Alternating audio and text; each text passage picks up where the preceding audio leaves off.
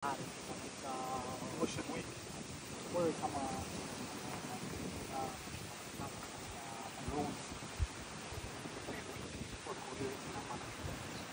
kwanza kwa majina mimi naitwa Shona, mkurugenzi wa timu Tanzania Environment Technology, lakini pia ni balozi wa mazingira sana kwa rais.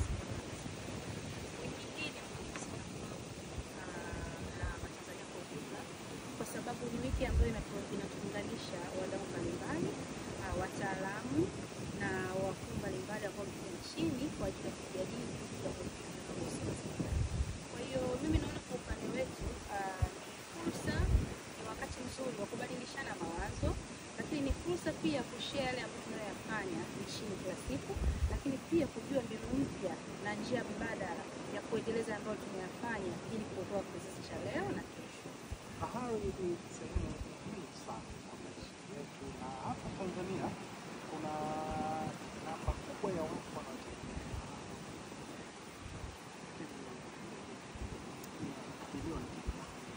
Wewe kama mwanaharakati, kwanza kwa upande wangu kama TEMO, tulichojikita zaidi pia ni kusaidia watu wanaoishi maeneo ya mwambao wa bahari, coastal region people for community, na kwa sasa hivi tumekuwa na project mbalimbali ambazo tunazifanya katika maeneo haya ya pwani.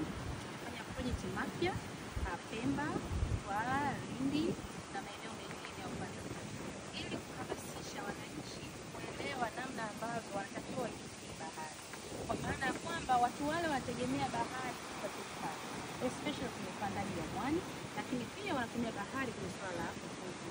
Kwa hiyo tumekuwa tukihamasisha siku hadi siku kwa kampeni yetu inaitwa Cleaner Ocean My Responsibility, bahari safi jukumu langu, ili kuwawezesha watu hawa na wananchi wengine kuelewa kwamba jukumu la kutunza bahari, jukumu la kutunza mazingira ya bahari ni jukumu la kila mtu, kwa sababu viumbe hai vilivyopo baharini haviongei, lakini mazingira na activity tunazozifanya wanadamu zinaharibu hasa mazingira ya bahari.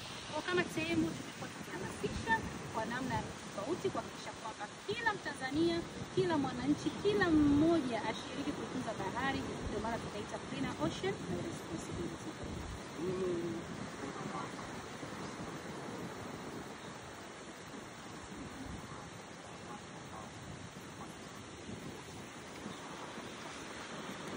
Okay, neno langu au rai yangu naitoa kwa Watanzania wote au kwa watu wote ambao wanasikiliza siku ya leo ni kwamba tutunze bahari, kwa maana bahari hii imetusaidia kizazi na kizazi.